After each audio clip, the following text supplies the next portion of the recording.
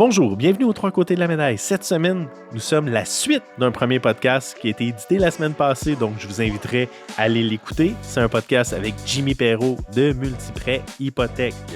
Si vous avez des questions, je vous invite à pouvoir les poster, les envoyer. Ça va nous permettre de pouvoir peut-être éventuellement le rencontrer dans une nouvelle suite. Merci et bonne écoute.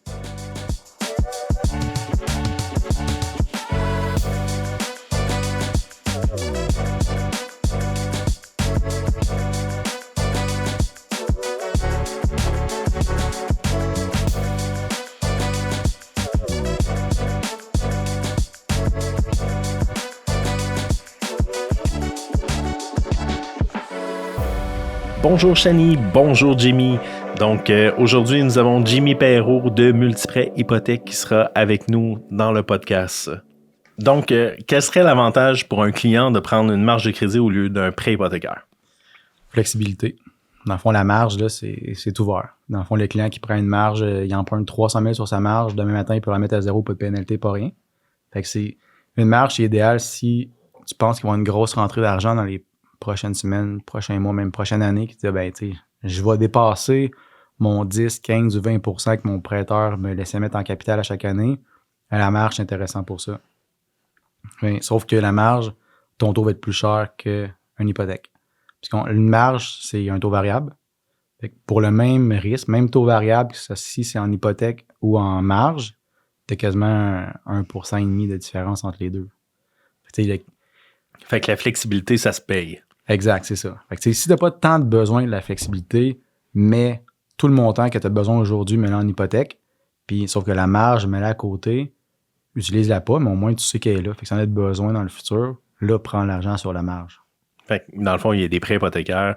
Quelqu'un qui a besoin absolument d'avoir un paiement mensuel dans sa structure, là, parce qu'il y a des gens comme ça, c'est peut-être bon d'avoir une portion prêt et une portion marge quand tu as l'équité possible sur ta maison. Là. Fait que ça donne une certaine flexibilité. Puis si tu n'as pas besoin de marge de crédit, ben, elle n'est pas utilisée. Puis de l'autre côté, exact. Ça t'amène un paiement régulier. Là. Fait que dans le fond, veux pas, ça t'oblige à la rembourser. Là, parce qu'en vérité, une marge, on pourrait juste s'obliger à payer les intérêts. Puis c'est ça, il faut que tu sois discipliné quand tu as une marge parce que la banque va t'exiger juste les intérêts. Fait quelqu'un, exemple, t'achètes une maison, parce que la marge, juste la marge en tant que telle, c'est maximum 65% de la valeur de ta maison. Okay. Tu peux aller jusqu'à 80, mais il faudrait que tu le combines avec une hypothèque. Dans le fond, je fais un chiffron, 1 million, tu vas avoir 800 000 de financement, mais tu aurais 650 000 au mieux en marge, puis la différence en hypothèque. Fait que dans le fond, tu vas avoir un paiement minimum sur ta portion de 15%. C'est ça, sauf que ton taux va être bien plus élevé sur la marge. Fait que si tu as ton objectif, tu dis, regarde, je sais que le 150 000, je ne vais pas le rembourser rapidement, puis moi, je veux avoir, mets-moi ça sur 25 ans, mais là, je vais maximiser la portion hypothèque, puis le lousse, je te le laisse en marge. Fait que si le client qui a une maison de 1 million, exemple, puis il a besoin juste de 400 000 de financement, moi, il fait son 400 000 en hypothèque, puis je laisse une marge de crédit disponible. Je comprends. Fait qu'il ne se trouve pas à payer de l'intérêt sur il quelque chose zéro, qui n'est pas utilisé. Mais l'option est là. Exact. Fait que s'il y a une opportunité d'investissement, ben il sait qu'il se fait un chèque de sa marge puis c'est réglé. Tu n'as pas besoin de retourner à la banque pour refinancer ta maison. OK. Est-ce que tu as vu des marges qui ont été comme reprises, dans le fond, dans une dynamique où la personne a de la difficulté, où le prêteur commence à sentir la soupe chaude et il tire sur le volet marge, non? J'ai jamais vu une marge se faire rappeler s'il est bien géré. Ouais. Tant qu'elle n'est pas en retard, parce que sinon, c'est comme une hypothèque. Dans le fond, si tu as une marge, tu as un solde de 300 000, mais tu ne fais pas tes paiements d'intérêt, la banque elle va faire la même chose que si tu as une hypothèque puis tu ne le payais pas. Mais tu sais, j'ai jamais vu un client acheter une propriété, met la marge au complet, puis paye juste les intérêts. Tant que les intérêts sont payés, la banque est contente. Mais c'est sûr que peut-être que le conseiller à un moment donné va te dire, pas le courtier, mais le conseiller à la banque va dire, écoute, il faudrait peut-être que tu fasses fluctuer un peu ta marge parce que là, ça fait 8 ans que tu n'as pas payé une scène de capital. C'est statu quo, ça n'a pas bougé. Ouais, mais il y en a qui aiment mieux. Ils vont dire, je vais me créer un loyer, fait que je vais payer le minimum, je vais juste payer les intérêts, puis quand je vendrai, je paierai le solde dans le capital. Là. Je comprends. Tantôt, on a parlé de réhypothéquer vaguement. Je veux savoir, c'est quoi le mécanisme pour réhypothéquer si jamais on veut faire des travaux ou pour payer des dettes ou pour avoir d'autres projets? OK. Dans le fond, un refinancement, super important. Le maximum, c'est 80% de la valeur marchande de ta propriété. Et fait que si dans le fond, la maison vaut 500 000, on peut refinancer jusqu'à 400 000. Fait que si toi, dans le fond, ton solde, c'est 300 000, ça veut dire que tu as un 100 000 de disponible en équité. Fait que si c'était pour faire des travaux, la banque, elle va aller sur ta valeur actuelle. Fait que si ta maison, elle vaut déjà 500 000, ben, tu n'as pas besoin de te justifier puis de refaire une évaluation pour dire ma maison va valoir plus cher parce que de toute façon, actuellement, ta maison telle quelle, elle vaut déjà 500, ils vont te prêter 400. Mais si, par exemple, le client, 80% de la valeur actuelle, c'est pas assez, ben on dit, OK, ben on est prêt à le faire. Tu sais, si le client qualifie, les ratios sont beaux, mais ils vont dire, donne-moi une valeur future de l'évaluateur après travaux. Donne-moi ton plan, tes soumissions, puis on va envoyer ça à l'évaluateur. Lui, il va nous donner une valeur actuelle, puis une valeur potentielle avec les travaux que tu veux faire. Fait que si la valeur potentielle est correcte, puis ça respecte le 80%, ils vont te financer les travaux. Il y a eu pendant longtemps le fait que les gens pouvaient quasiment se faire financer juste sur l'équité, là, puis ils regardaient pas beaucoup ou peu les revenus si le bureau de crédit était là. Des grosses maisons que les gens, en fait, il n'y avait pas tant de... déclaraient pas tant ou c'était des compagnies ou peu importe. Là. Est-ce qu'il y a encore, avec le changement hypothécaire qui se passe, les taux qui augmentent, tout ça, y a-t-il encore des prêteurs ou des façons... Plus de temps, hein? Plus de temps. Les espèces... temps-là, même avant que les taux augmentent, je te dirais que c'était plus comme il y a 10-12 ans où est-ce que tu finançais une maison. Tu finançais une maison à 50%, il ne regardait rien. Non, maintenant, il y a quand même... Puis je pense qu'il y a une responsabilité aussi de la banque, de dire... Prêter, par exemple, avant, il y a une personne âgée, exemple, qui a besoin d'avoir... sur une maison de 500 000, il voulait juste avoir 100 000 de financement, c'est super facile, mais après ça, il faut que la personne soit quand même capable de la payer, son hypothèque. Là. Ouais. C'est bien beau que la banque ait une grosse équité, mais après ça, imagine-toi la banque, qu'est-ce qu'elle a de l'air, exemple, peu importe, devant un juge, quoi que ce soit, dire hey, pourquoi tu as prêté, même si la maison valait 1 million, pourquoi tu as prêté 100 000 à ce monsieur-là ou cette madame-là, sachant qu'elle déclarait 12 000 par année, tu sais bien qu'elle ne peut pas payer 100 000. Ouais. C'était quoi ton but? De reprendre la maison ou vraiment de les aider? Ouais. Fait que je pense que maintenant, même si tu as une grosse équité, ils vont quand même, tu vas avoir des... Oui, les ratios vont pouvoir dépasser là, 44%, tout ça, ils vont être plus lousses. Il y en a qui vont aller jusqu'à 60%. Ou tu as des programmes équité qui là, vont dire, bon, OK, mais si le client va emprunter tel montant d'argent, il faut quasiment qu'il y ait le montant égal en actifs liquides. Fait qu'au moins, la banque a fait un peu son due diligence. OK, il n'y a peut-être pas de revenus pour le payer, mais on sait que dans son compte de banque, il y a 500 000. Fait on sait qu'il n'est pas mal pris. Mais quelqu'un avant, tu ne veux pas donner une hypothèque à quelqu'un, puis 100 000, il y a 10 000 dans son fer. À moins que ce soit comme un programme chip, là, un programme d'hypothèque inversée ou quelque chose comme ça. Les autres, ils vont le faire vraiment basé sur leur espérance de vie, puis dans le fond, ils vont te donner un montant. Ça va être comme une rente. Là. Exact. Les prêts équités, tu peux plus faire ce que tu veux. Les banques vont pas te donner de l'argent aussi facilement. Mais comme là, c'est pour ça que c'est bon d'avoir des fois un courtier parce que c'est pas toutes les banques qui ont des programmes équité ou de valeur nette. Fait que, dans le fond, nous autres, en voyant le dossier, on dit OK, mais c'est peut-être que la banque X, ça te dit non, mais la Y, elle a un programme que si tu as 250 000 dans ton compte bancaire, il est possible de le faire. L'autre banque, c'est 150 000. Fait que, dans le fond, ils ont quand même... Il y a une couple d'options, mais si tu as appelé juste ta banque puis ils l'avaient pas, ben, oublie ton projet. C'était fort ball, ça arrêtait. Exact. Là. Dans le marché actuel, la question qui tue, fixe ou variable? Personnellement, moi, c'est variable. Ouais. OK, parce que dans le fond, ça a toujours été la meilleure chose à faire. C'est plus flexible aussi. On ne sait jamais qu'est-ce qui se passe. Tu décides de vendre ta propriété dans 2 ans, ben, c'est un taux variable, c'est 3 mois d'intérêt ta pénalité. Tandis que fixe, ben, ça a un différentiel de taux. Puis, je sais pas, c'est toujours le plus bas taux sur le marché. Fait à long terme, je sais que je peux pas me tromper. Est-ce qu'il y a des moyens de sauver la pénalité? Oui, tu peux la sauver la pénalité. Dans le fond, la majorité des banques, là, ils vont dire, si tu vends ta propriété et tu en rachètes un autre, souvent c'est 60 ou 90 ou peut-être 120 jours au plus loin, tu pourrais amener ton hypothèque que tu avais. Tu sais, exemple, tu as vendu ta maison, il te reste une hypothèque de 300 000. Bien, si 90 jours plus tard, tu reprends au moins un 300 000 avec la même banque, ils pourraient te rembourser ta pénalité que tu as payée. Okay. Mais il faut que tu gardes un montant égal ou supérieur, un taux égal ou supérieur, puis un terme égal ou supérieur. OK. Fait que dans le fond, si on rachetait plus cher, ils vont nous faire un 2 tranches ou tout simplement un taux pondéré. Là, si les taux avaient augmenté par rapport au taux qu'on exact. C'est soit taux pondéré ou une deuxième tranche. Fait que tu avais 300 000, même exemple, puis tu avais une hypothèque de 300 000, mais pour la nouvelle maison, tu as besoin d'avoir 500. Ils vont transférer le 300 000 avec les conditions que tu avais, puis ils vont faire une nouvelle tranche de 200 000 avec les taux en date d'aujourd'hui. OK. Ouais. Et d'après ton expérience, c'est quoi le terme idéal pour un renouvellement avant un renouvellement habituel? Ben, il n'y a pas vraiment de terme idéal. Je pense que c'est plus le client. C'est quoi son objectif à moyen terme? Si le client il dit, écoute, moi, ça se peut que on planifie avoir un enfant dans les 2 prochaines années, puis là, il était dans le condo.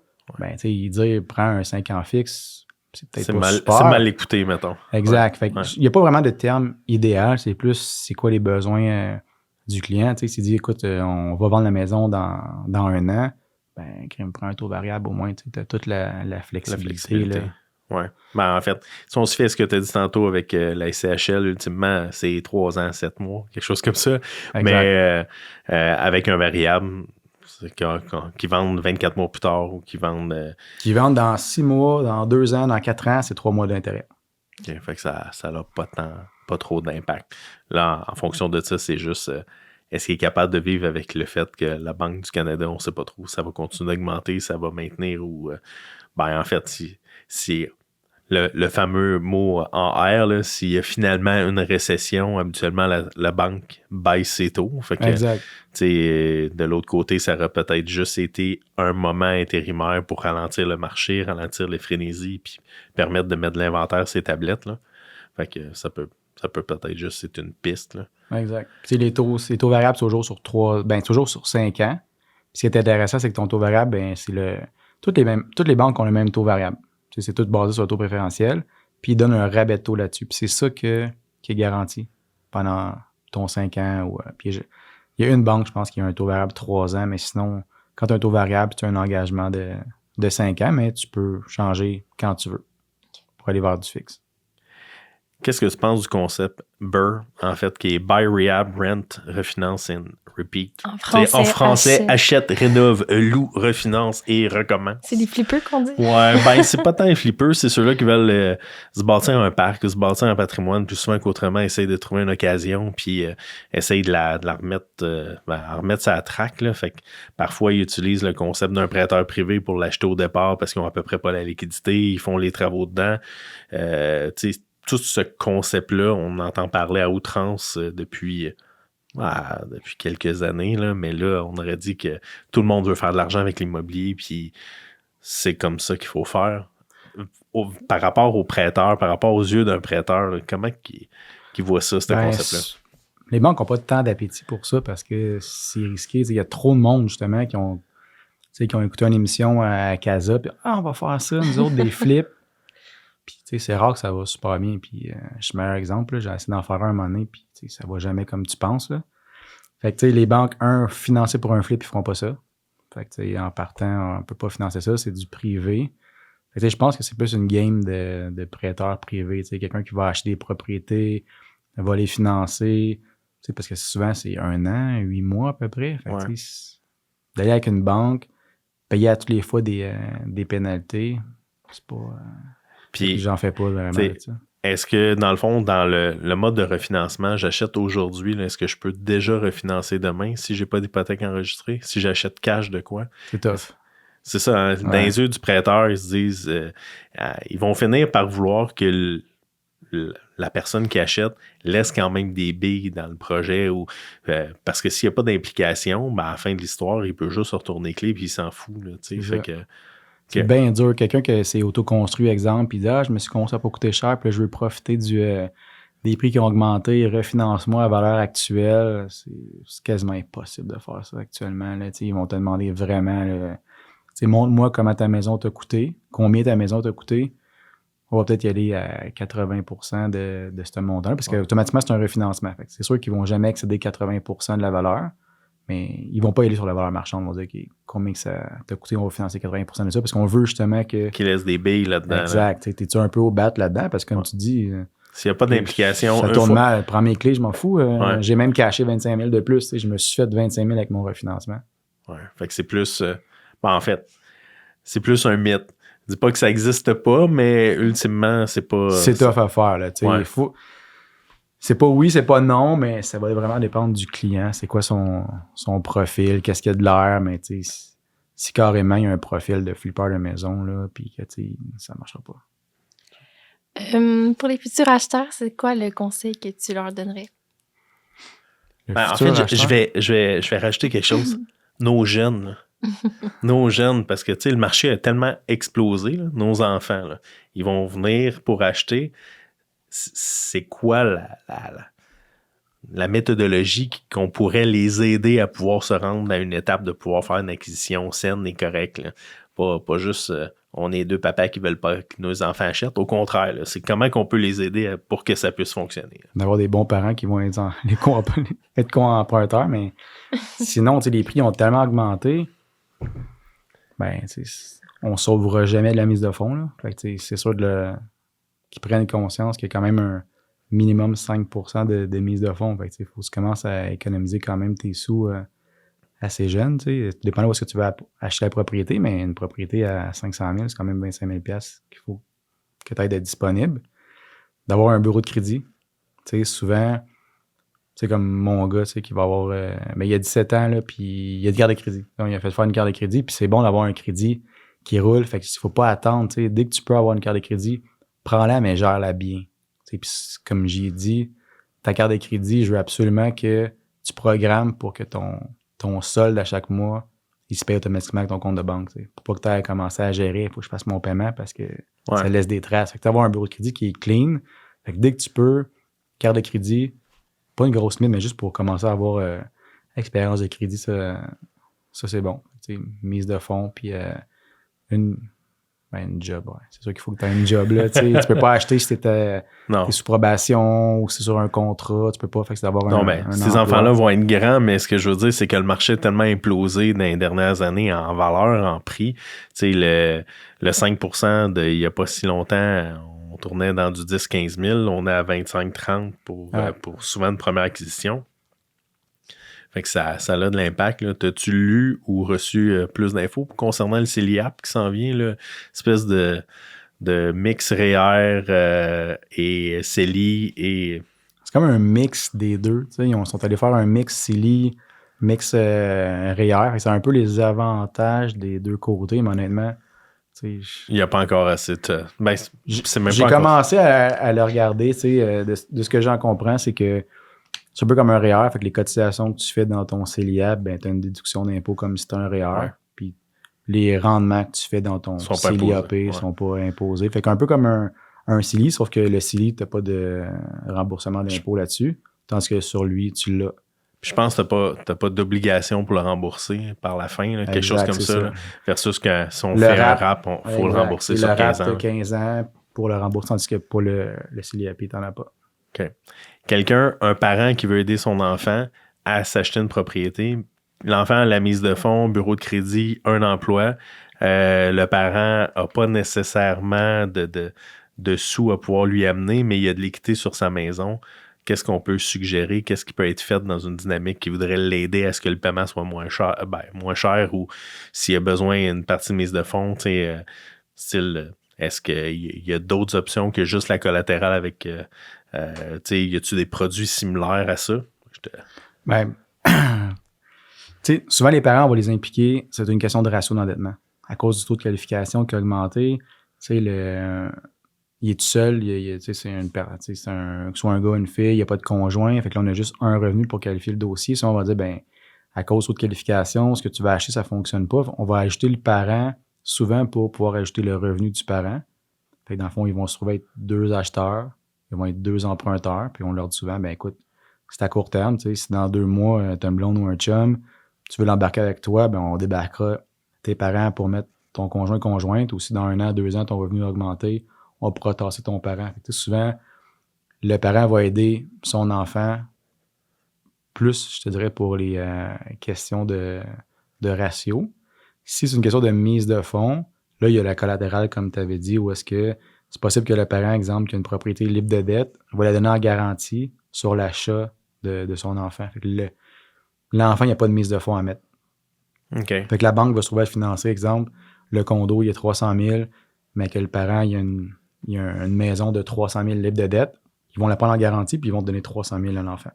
Pour pouvoir acheter. Fait qu'il n'y a pas de mise de fonds, puis tu sauves la prime SCHL. Parce que dans le fond, ce qu'ils font, c'est qu'ils vont combiner la valeur de la propriété que le jeune va acheter plus la valeur de la propriété de la maison.